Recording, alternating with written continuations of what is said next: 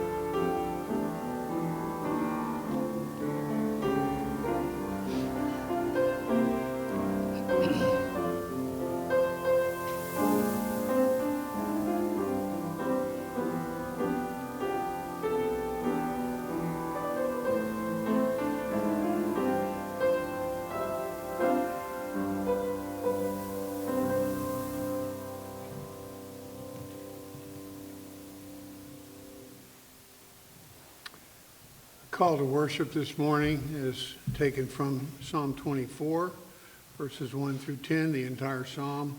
We'll be reading this if you would like to follow along in your copy of God's Word. Psalm 24, a psalm of David. The earth is the Lord's and the fullness thereof, the world and those who dwell therein, for he has founded it upon the seas and established it upon the rivers. Who shall ascend the hill of the Lord, and who shall stand in his holy place? He who has clean hands and a pure heart, who does not lift up his soul to what is false, and does not swear deceitfully.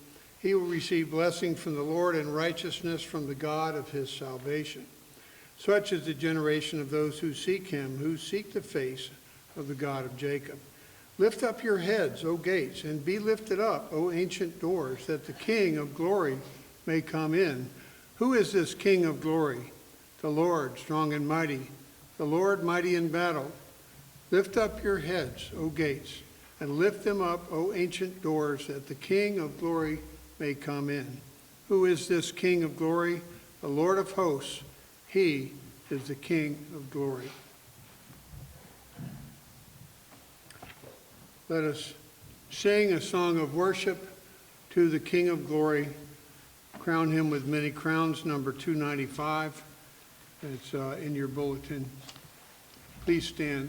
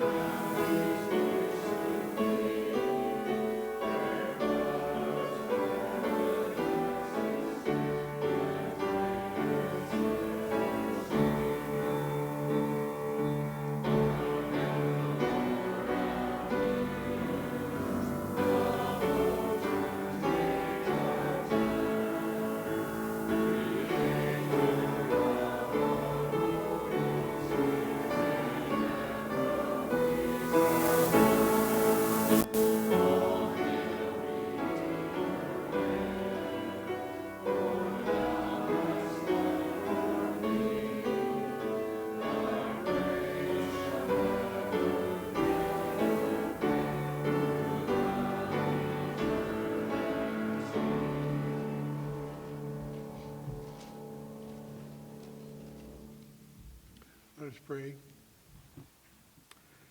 Lord God, our Heavenly Father, we would invoke your presence to be with us by your Spirit today, enliven our hearts that we may worship you, the Lord God Almighty, Lord of hosts and King of kings, and Lord Jesus, our Redeemer, our Savior, and our friend. We would worship you together with the Father and the Holy Spirit. Lord Jesus, we thank you for this salvation that you have so richly bestowed upon us. And we would pray the prayer that you have taught your disciples to pray, saying, Our Father, who art in heaven, hallowed be thy name. Thy kingdom come, thy will be done, on earth as it is in heaven. Give us this day our daily bread, and forgive us our debts, as we forgive our debtors.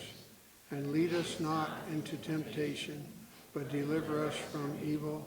For thine is the kingdom, and the power, and the glory forever. Amen. Please be seated.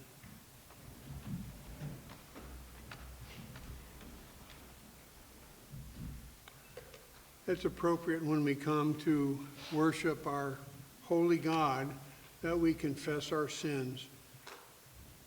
Let's read the confession of sins together. God of love, it is your will that we should love you with heart, soul, mind, strength, and our neighbor as ourselves. But we are not sufficient for these things. We confess that our affections continually turn away from you, from purity to lust, from freedom to slavery, from compassion to indifference, from fullness to emptiness. Have mercy on us. Order our lives by your holy word, and make your commandments the joy of our hearts. Conform us to the image of your loving Son, Jesus, that we may shine before the world to your glory in Christ. Amen. Jesus said he had come that we might have life and have it to the full. He has said that if we confess our sins, he is faithful and just to forgive us our sins and to cleanse us from all unrighteousness. The assurance of pardon is taken from 1 Peter 2, 9 and 10. But you are a chosen race, a royal priesthood, a holy nation, a people for his own possession, that you may proclaim the excellencies of him who called you out of darkness into his marvelous light. Once you were not a people, but now you are God's people. Once you had not received mercy, but now you have received mercy. May our God be praised. Our confession of faith, if you would stand, and let's read from the Heidelberg Catechism, question 75. I'll ask the question and we'll read the answer together. How does the Lord's Supper signify and seal to you that you share in Christ's one sacrifice on the cross and in all his gifts? In this way, Christ has commanded me and all believers to eat of this broken bread and drink of this cup in remembrance of him. With this command, he gave these promises. First, as surely as I see with my eyes the bread of the Lord broken for me, and the cup given to me, so surely was his body offered for me, and his blood poured out for me on the cross. Second, as surely as I receive from the hand of the minister and taste with my mouth the bread and the cup of the Lord, as sure signs of Christ's body and blood, so surely does he himself nourish and refresh my soul to everlasting life with his crucified body and shed blood. Please be seated, and Elder Joel Reed will give instruction to our children. And if the children will come forward.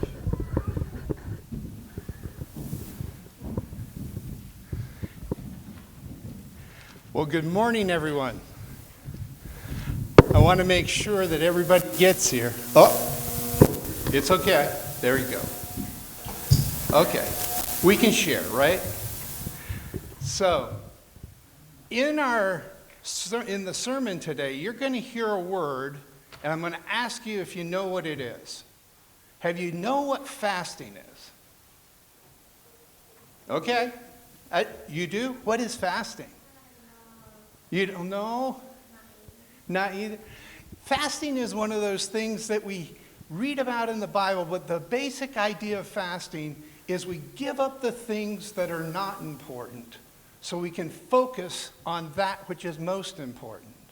So in the Bible, we read about people not eating during the time of fasting. But what they're doing, instead of eating, they're praying and they're reading scripture and they're communing and they're talking with God. And so they are remembering that it's not the food that saves them, it's God that saves them. So when you hear fasting, think of it in terms of spending more time with God and giving up some of the things that are not quite as important. Let's pray. Dear Heavenly Father, we do thank you that you sent your one and only Son, the greatest gift that you ever gave, to pay a price we couldn't pay and to rise triumphantly just so that we could have eternal life with you. Father, we take this for granted so often. We pray that you would remind us that you are the most important thing. In Jesus' name we pray. Amen.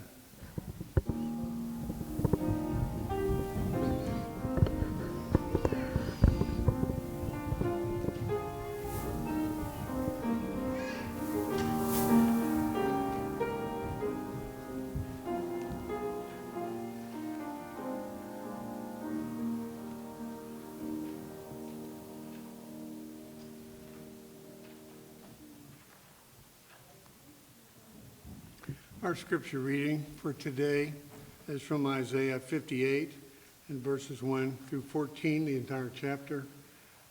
If you would like to read along in your copy of God's Word, Isaiah 58. The title over this chapter is True and False Fasting. Cry aloud, do not hold back. Lift up your voice like a trumpet. Declare to my people their transgression, to the house of Jacob their sins. Yet they seek me daily and delight to know my ways, as if they were a nation that did righteousness and did not forsake the judgment of their God. They ask of me righteous judgments. They delight to draw near to God. Why have we fasted and you see it not? Why have we humbled ourselves and you take no knowledge of it? Behold, in the day of your fast you seek your own pleasure and oppress all your workers. Behold, you fast only to quarrel and to fight, and to hit with a wicked fist. Fasting like yours this day will not make your voice to be heard on high. Is such the fast that I choose, a day for a person to humble himself? Is it to bow down his head like a reed, and to spread sackcloth and ashes under him? Will you call this a fast, and a day acceptable to the Lord? Is not this the fast that I choose, to loose the bonds of wickedness, to undo the straps of the yoke, to let the oppressed go free, and to break every yoke? Is it not to share your bread with the hungry, and bring the homeless poor into your house? When you see the naked, to cover him, and not to hide yourself from your own flesh? Then shall your light break forth like the dawn, and your healing shall spring up speedily. Your righteousness shall go before you. The glory of the Lord shall be your rear guard. Then you shall call, and the Lord will answer. You shall cry, and he will say, Here I am. If you take away the yoke from your midst, the pointing of the finger and speaking wickedness, if you pour yourself out for the hungry and satisfy the desire of the afflicted, then shall your light rise in the darkness, and your gloom shall be as the noonday. And the Lord will guide you continually and satisfy your desire in scorched places, and make your bones strong. And you shall be like a watered garden, like a spring of water whose waters do not fail. And your ancient ruins shall be rebuilt. You shall raise up the foundations of many generations. You shall be called the repairer of the breach, the restorer of streets to dwell in. If you turn back your foot from the Sabbath, from doing your pleasure on my holy day, and call the Sabbath a delight, and the holy day of the Lord honorable. If you honor it, not going your own ways, or seeking your own pleasure, or talking idly, then you shall take delight in the Lord, and I will make you ride on the heights of the earth. I will feed you with the heritage of Jacob your father, for the mouth of the Lord has spoken. The word of the Lord.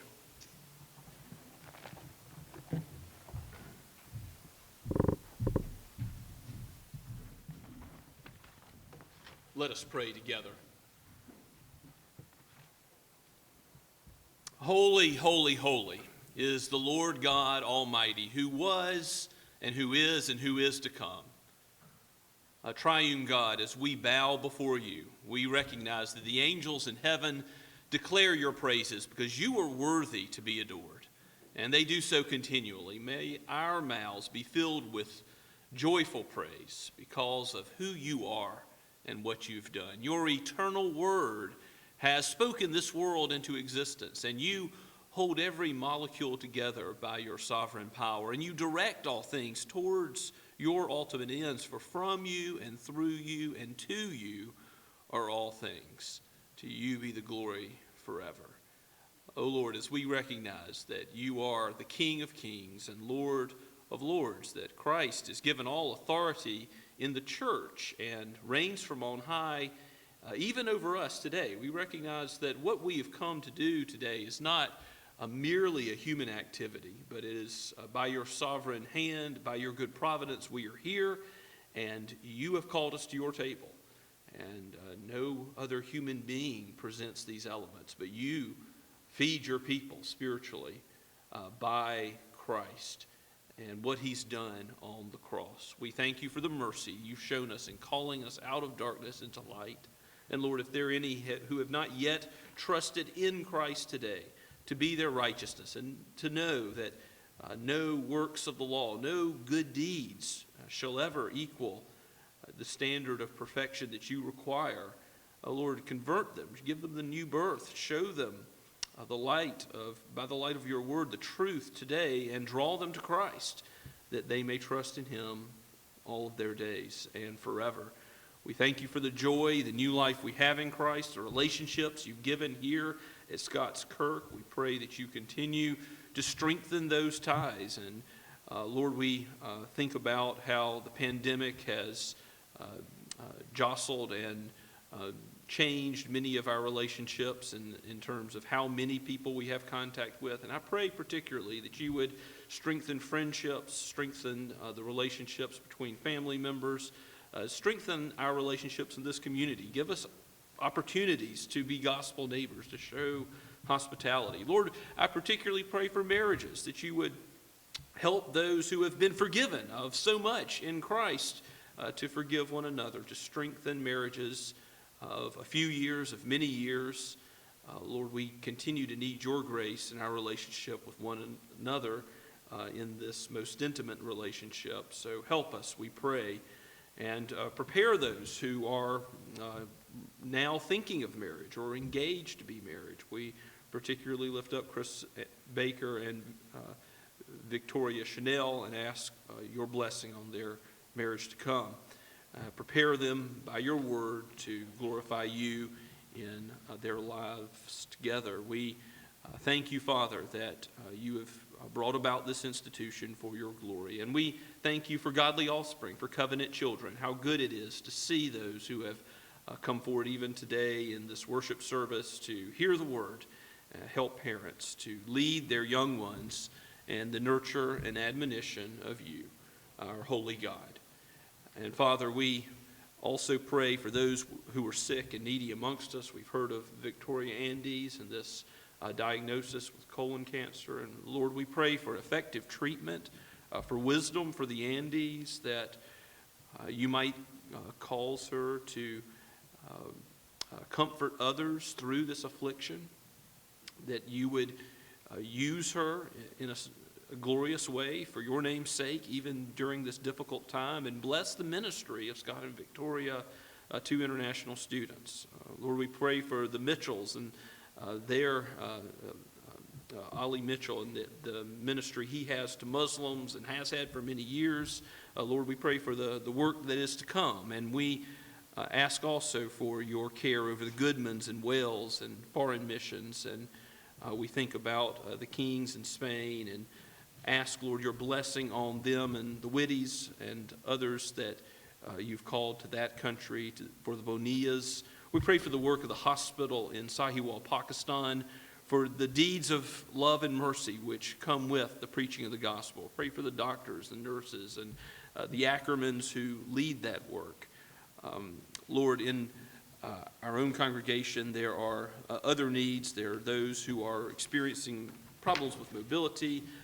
Father, we thank you for how you've heard our prayers and given many answers to prayers regarding physical things. And we continue to pray for our brother Rich Troutman and for Kelly Crumps, that you would help her to have a relief from the pain in her hip. And we pray for Kelly's sister Kim, who is dealing with tumors. And Lord, we ask that you would show your grace and mercy to her and be present with her, that she would know joy from you in this very difficult time.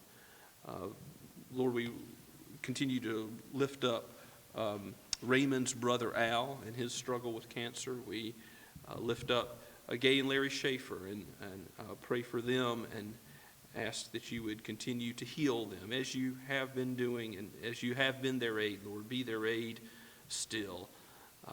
We pray also for a man, Todd Dunovet, who has just been tested for bone cancer. And Father, ask that you would have this test come back negative. But if it would not be your will that that is the case, that you would give wisdom and healing, and most of all, your Holy Spirit and life abundantly and forever. We thank you, Father, that you know our needs before we ever ask. You know all that our mind thinks before a word is on our tongue. You know it completely. And so, Lord, we ask all these things, saying, if it be your will, your kingdom come here on earth as it is in heaven. More and more, do your will so that your gospel would go to the ends of the earth, so that people might know Christ, that they might believe the truth, the one who is the way, the truth, and the life, and have life now, and know where they're going, to a better land, a better home. Lord, we think about those who mourn the loss of loved ones and pray that you would be their comforter. Lord, we think about those who are struggling with particular sin now. Oh Lord, be the one who changes us as we look into your word. Father, as we come before you today, we also know that there are many unspoken needs, that there are things that keep us awake at night. There are troubles and worries and anxieties. Lord, come and be our friend, be our close confidant, so that these things which are not unknown to you will have your strong and mighty right arm applied to them, and show your strength and power to us. In our weakness, be our strength. We pray all this through the name of the one who came to forgive sinners, and how thankful we are for the salvation which he has wrought. In Jesus' name we ask it. Amen. As we continue to worship this morning, let us sing together once again, and you'll find the words printed in your bulletin. Jesus, what a friend for sinners. Jesus,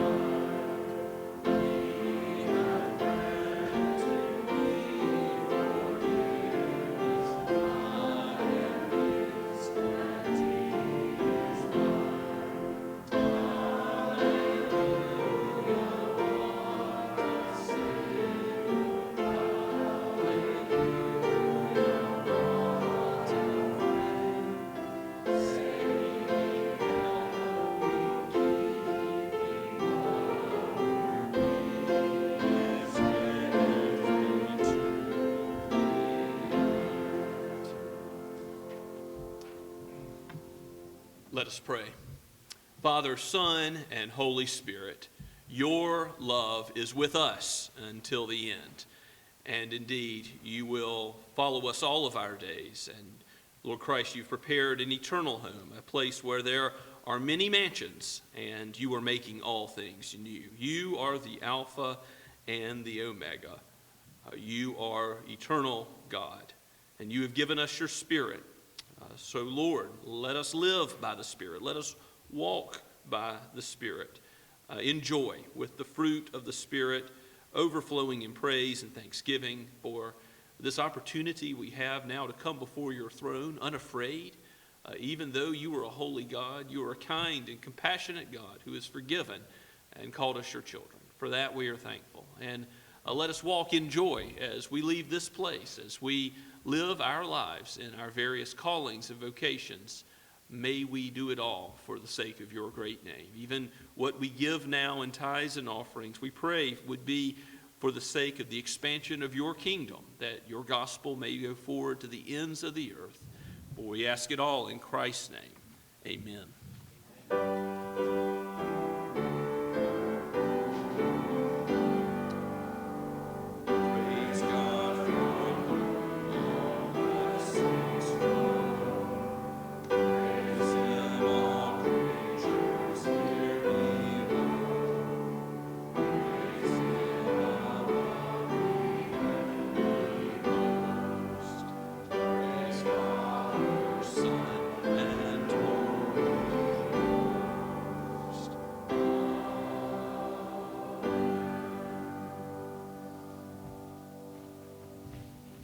Please be seated and take your copy of God's Word and turn with me once again to Luke chapter 5.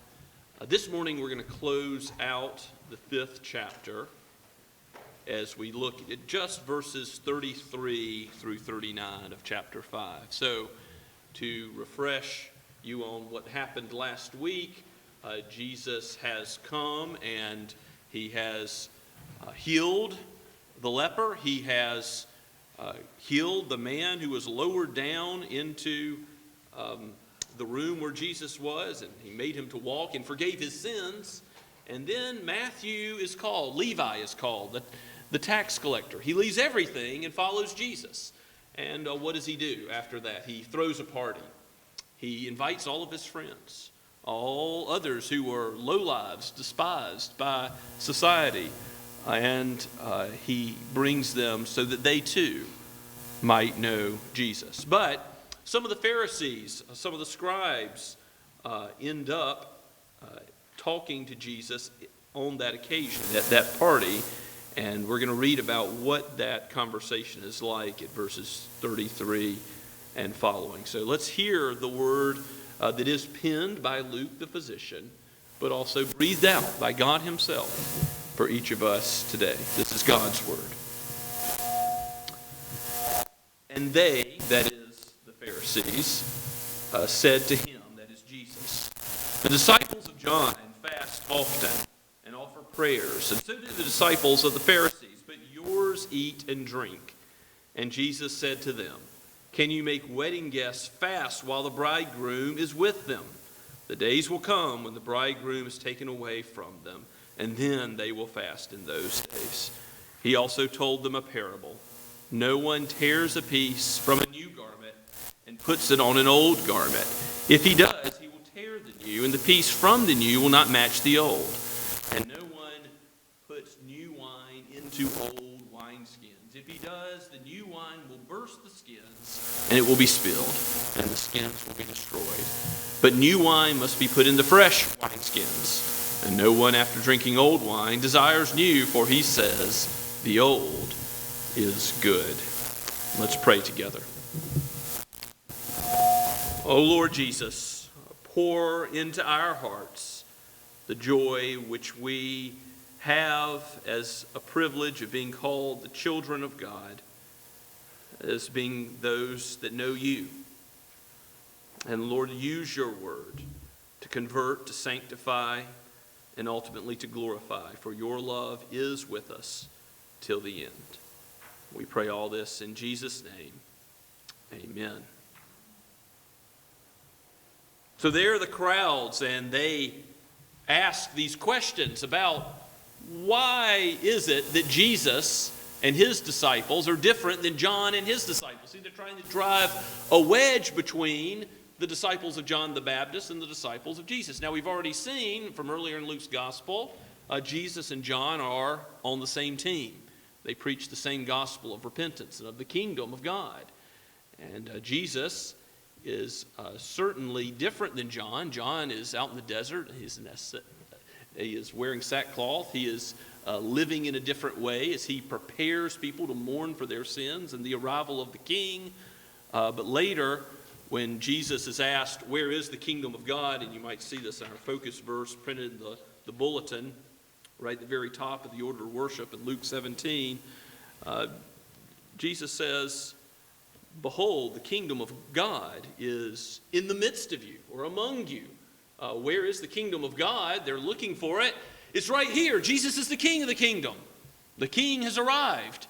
And so now that he has arrived, and now that Matthew, that Levi wants everybody to get to know King Jesus, what are some in the crowds asking? And again, maybe these are the Pharisees or the scribes who are asking this question in verse 33, or friends. They are certainly friendly to their way of thinking. It's a question about why Jesus differs in fasting from John and his disciples, but it really is more like a criticism, a complaint, thinly veiled. They said to him, the disciples of John fast often and offer prayers, and so do the disciples of the Pharisees, but yours eat and drink. Well, does Jesus and his disciples offer prayer?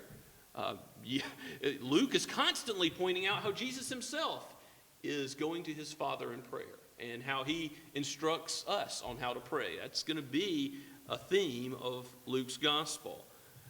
So they're twisting two things together. The fasting, Jesus is, of course, going to address on the Sermon on the Mount. In Matthew chapter 6, we hear about how the Pharisees fast twice a week. But Jesus says, don't be like them. Don't be like those who go on the market days and make your face look like it hasn't had any food, that you're about to wither away. Don't make it so you're fasting before men to show how sorrowful you are. As fasting in the Bible is connected with sorrow, it's connected with sorrow over sin, over a trial, sometimes a big decision. There's fasting and preparation. So as Elder Reed said to the children this morning, that the important things are concentrated on. You do see fasting sometimes commanded by leaders in Scripture, and then other times taken up voluntarily by individuals. But, besides the Day of Atonement, which had fasting connected to it in the Old Covenant, there was no fasting commanded by God on a regular basis. And the Pharisees had actually multiplied fasting days to, guess how often? Twice a week, 52 times 2, over 100 times a year the Pharisees are going to be fasting. So they've added to the law of God. And what Jesus says is that when they go over land and sea and make a single proselyte, when they convert somebody to the religion of Pharisaism, all these rules added to the law of God, not just the law of God, but all their man-made commandments by which they are hoping to gain favor in God's sight, self-righteousness, righteousness by works. They make that proselyte, they make that convert twice the child of hell that they themselves are. That's the danger of man-made religion. That's the danger of the old wine of the Pharisees' way. And what Jesus is saying here with this parable about the wineskins, the old and the new, and the patched cloth, again, it's like taking a new shirt and then ripping something off of it to repair an old shirt. It makes no sense. Jesus isn't here to be a Band-Aid on the old way of the Pharisaical approach to God. Some who are in this party might be thinking, I'm going to consider what Jesus has to say to me in my life, but it's going to be in addition to the paradigm that I'm already following as far as how to reach God and how to relate to God. And what Jesus has come to do is give the new birth. Jesus has come to, if you're a new creature in Christ, to make all things new. He's come to transform your life, to turn it upside down, to be like Saul going to Paul on the road to Damascus, to have your eyes opened, to see the light, and to be forever changed. This is what Christ has come to do in making disciples, to be like Levi, the tax collector, who left everything to follow Jesus and not just be an addition, an add-on to the Pharisees' way of thinking. So before we get to those parables of the old and the new, there's an important point that Jesus makes in responding to this criticism in verse 34 about joy. He says, it's right that John was fasting and looking forward, but why should the wedding guests fast when the bridegroom is with them? Even the rabbis taught that in a wedding, the friends of the bridegroom are not to fast. There's an exception clause there because this is supposed to be a time for joy. It's not appropriate to have a feast, all your favorite foods laid out, food and drink available, and say, oh, no, I'm not having anything. Why aren't you joining in the celebration of feasting? Because this is a day of joy. And Jesus is saying, the kingdom of God has arrived. Here I am among you. I'm in the midst of this party. Eat and drink and feast. And of course, joy is one of the fruits of the Spirit, isn't it? The kingdom of God is righteousness and peace and joy in the Holy Spirit. The kingdom of God, knowing Jesus, ought to give us great reason to lift our tongues with praise, to be filled with joy, to rejoice in the Lord always. And again, I say rejoice. And that applies even in trials, even when Paul's in prison, even when there's sickness and death. Because even in the dark valleys of this life, Jesus is still our Savior and friend. In our weakness, He is our strength. He is still leading us and with us. And so we can still mourn as Christians. We can still be sad. We can still understandably pour our hearts out before the Lord about how we really feel. And the Psalms are full of that. But we can also know that joy of being Christ's, being His adopted son or daughter, and knowing that we're righteous in Him, not because of good deeds that we've done, but because of the good deeds He's done. Our trust is in Him, and so His record of righteousness is on what we depend to be in God's presence now, as we worship Him, and forever, as we go to be in His presence when we die or when Jesus comes again. We have heaven gifted to us in all things, a new heavens and a new earth. Jesus is making everything new because of the work of Christ, not because of our own work. So be joyful, rejoice. It's not appropriate that Christians be a glum people. Sometimes you can have a bit of an Eeyore attitude about life, and that really should not characterize the Christian, because we're here to worship. I know we want to do it reverently and in awe, but we want at the same time to worship with joy. Joy ought to permeate how we come together on the Lord's Day. It ought to permeate our lives in general.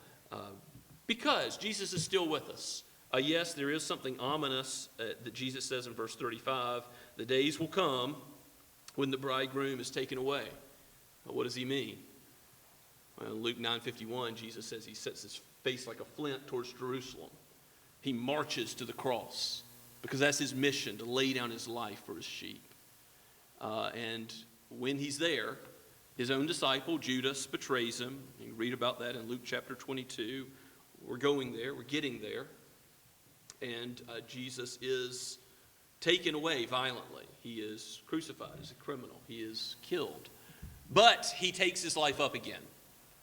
He is resurrected from the dead. He is victorious over sin and death. And because of that, when the Gospels close, when Matthew closes his Gospel, he says, go preach and baptize, knowing that the authority of Jesus goes with you. And as Luke closes his Gospel, he says, go be my witnesses, because Christ, by His Spirit, which He is sending, goes with you. You have the presence of God, the presence of the bridegroom still. So be joyful, because that's still true. It's not just true for those at Matthew's party. It's also true of us today. Jesus is with us. The language of the confession of faith we read earlier says, it's just like Jesus is serving you the supper Himself. Yes, there's human instrumentation involved. There's elders and the pastor, but it's Jesus who said, take this and eat, drink. This is to be your spiritual food, to show you what I've done. Just as much as regular food sustains the body, Here is the spiritual food that you need to know me, to know that by faith in me, your soul is fed. Joy in the bridegroom is appropriate as we come, even to consider the death of the one taken away from us. And now in verse 36, we get the first use of parables in Luke's gospel. He also told them a parable, it says. Jesus is teaching with parables many times, and Luke records more of them than anybody else. We'll talk more about parables later. But this is a simple one. This is like two illustrations of the old and the new. The garment taking from the new to patch the old doesn't make sense. It'll rip. It doesn't match. Why would you tear up a new shirt and repair an old shirt anyway? And the wineskins. You know, today people put wine in boxes and bags and things besides bottles. You can actually still go to Spain. I read there's a Boda bag. There's basically a leather wineskin. It doesn't have a goat bladder in the middle of it, but it's, a leather wineskin that you can still get wine in today. But the idea in the ancient world is that if you're using a wineskin that's made out of fresh leather, goat hide traditionally, you wouldn't want to put new wine in that after it had already expanded, because then it's going to expand again, and then what's going to happen? It bursts, you lose all the wine, and there's Jesus' illustration. It's a simple one. It's a short parable, but it does force you to put on your thinking cap to consider, if no one, after drinking old wine, desires the new, what is Jesus trying to say about the Pharisees? Because he's saying they're like the old, right? They're the old way of approaching things, and Jesus, the King of the kingdom, has arrived. There's a new joy, a new day that's dawned. So even though you think the old is good, you think this religion I'm following as a disciple of the Pharisees is good. Maybe many at Matthew's party, again, are on board with the Pharisaical way of thinking. I've got to do enough good works to get God's favor and to be with him forever.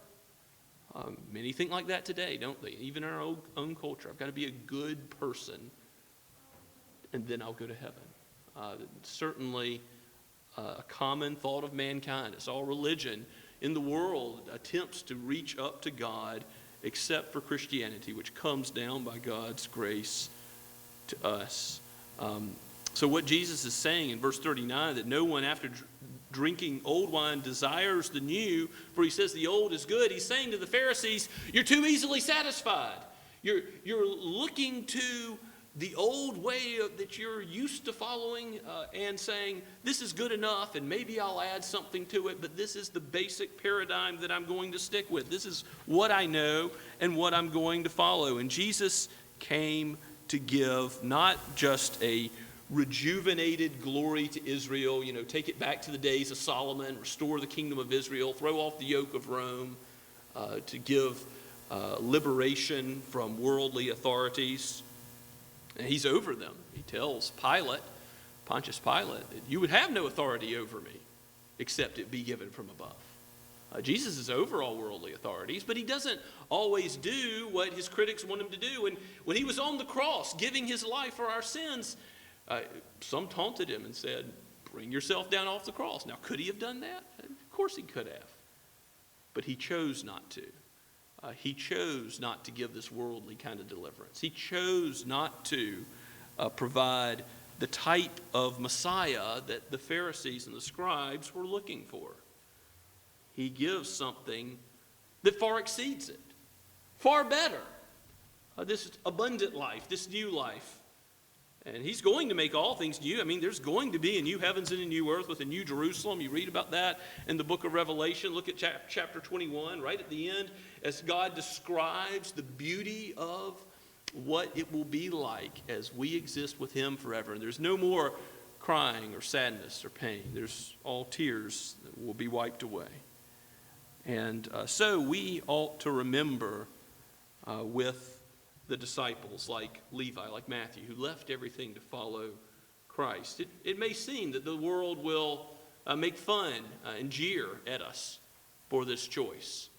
If some of you might go to the mission field, if you might go perhaps a young one from this congregation to a foreign land to preach the gospel to those who have never heard it. Some will make fun of you for that choice. But guess what? Even if in your career, in your calling, in your neighborhood, if you stand up for Jesus, if you speak to others about the gospel, you're going to get that same sort of criticism. Jesus calls you to leave all other ways of thinking, to follow him, to have your mind transformed by his word. And some are going to think less of you. Some are going to look down on you. Some are going to criticize. Why do you do what you do? It makes no sense. But you have joy in the Lord Jesus. And J.C. Ryle, a minister who wrote a book called Holiness, has a quote that I've put it in your outline for you, because I want you to know that the cost of following Jesus, even though it seems great. I mean, Matthew had left everything, and maybe others are standing around thinking, is that worth it? A lucrative career. It's hard to get into these positions of tax collector. You don't just leave that and then turn around the next day and say, well, I want to go back. It's not going to work that way once you've turned your back on Rome. So others are maybe thinking, is it worth it to follow Jesus? And look at what J.C. Ryle says in one article in the book Holiness. Again, I recommend the whole book, but this one article called The Cost closes out this way. It says, the time is very short, because this life in the scheme of eternity is but a drop in an infinite ocean. Time is short. A few more years of watching and praying, a few more tossings on the sea of this world, a few more deaths and changes, a few more winters and summers, and all will be over. It's good to think about death, your own death. It's good to think about the brevity of life. It's good to think about our need of Christ, because he came to call sinners.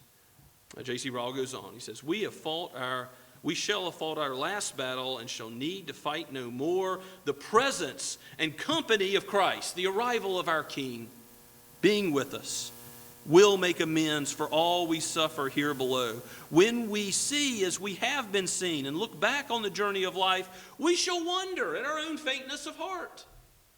How often we thought we were alone. How often we thought it was too hard to be a Christian, to do what God has called us to do. We shall marvel that we made so much of our cross and thought so little of our crown. We shall marvel in counting the cost that we could ever doubt on which side the balance of profit lay. Let us take courage. We are not far from home. Amen. May God bless us in our journey home. Let's pray together. Father, we thank you for the Lord Jesus, for the joy we have in him, for the new life in him.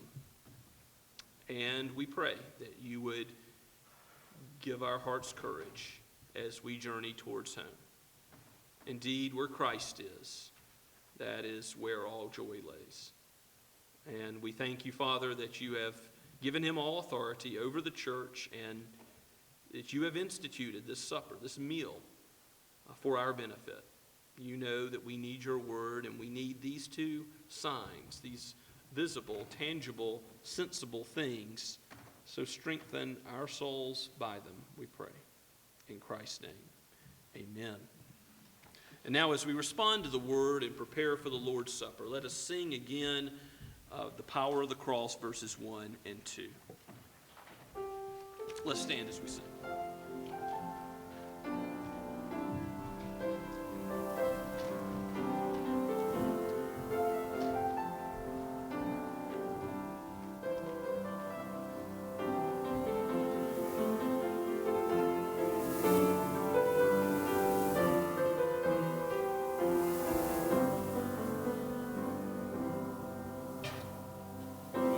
To see the one of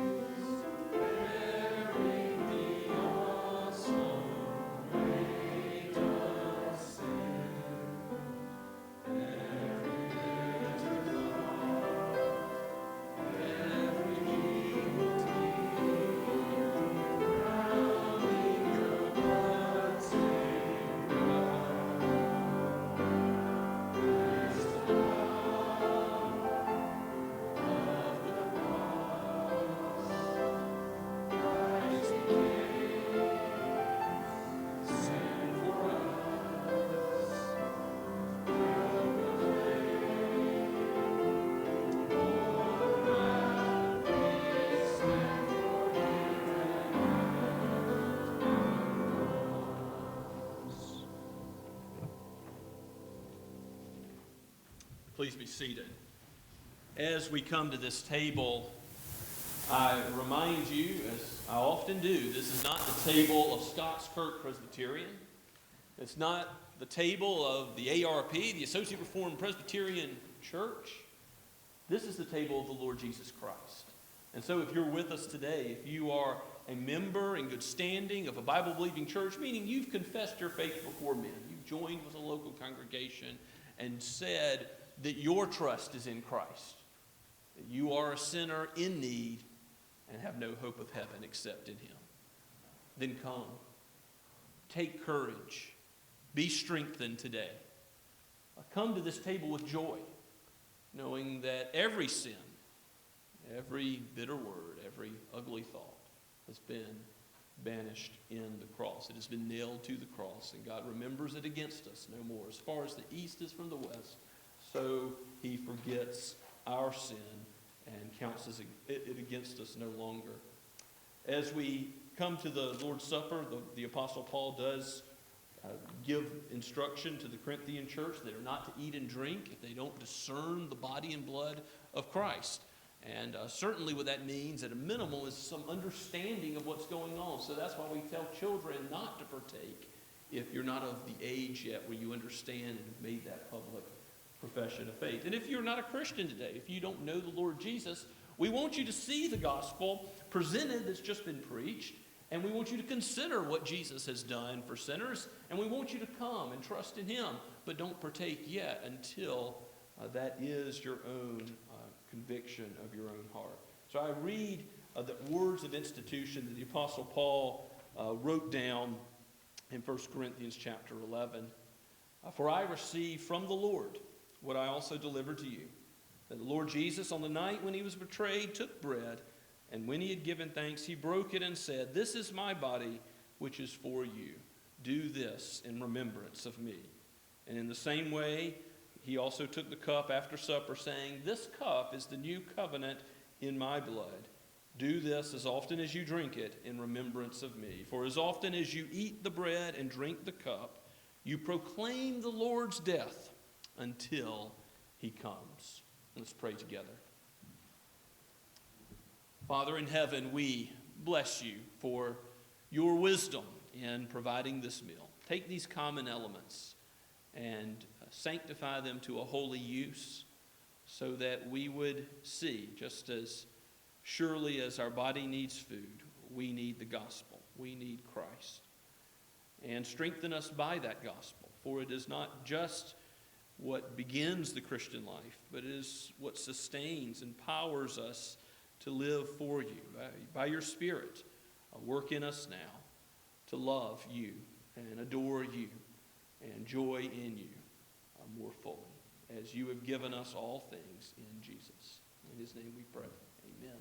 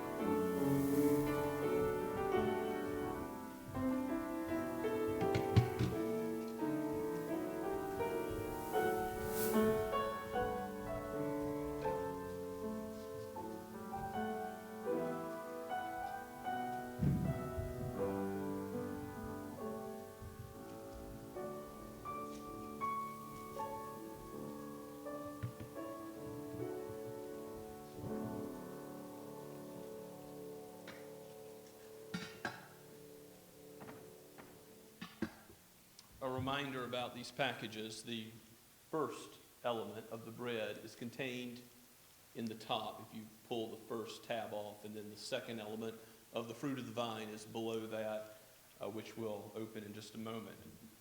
The body of Christ, broken for you. Be joyful and be exceedingly glad. Let us eat with thanksgiving.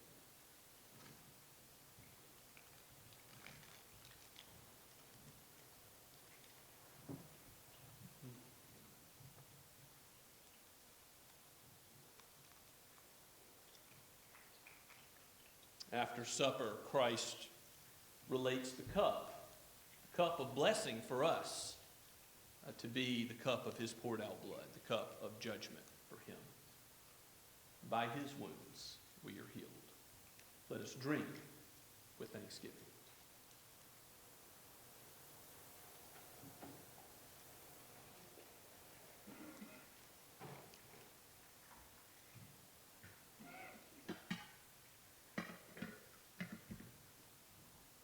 Let us pray. O Lord, we thank you for this meal which you have prepared and served.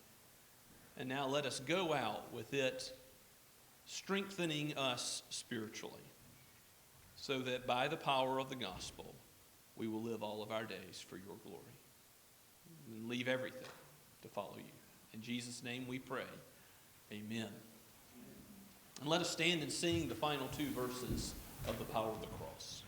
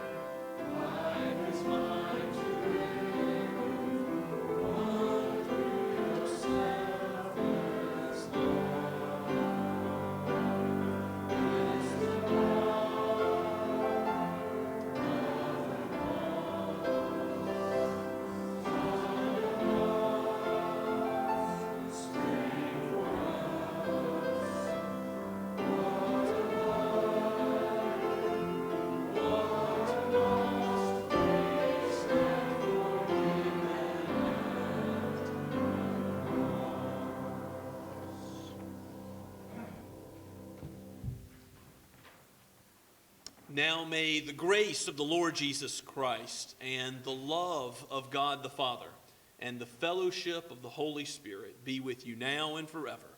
Amen and amen.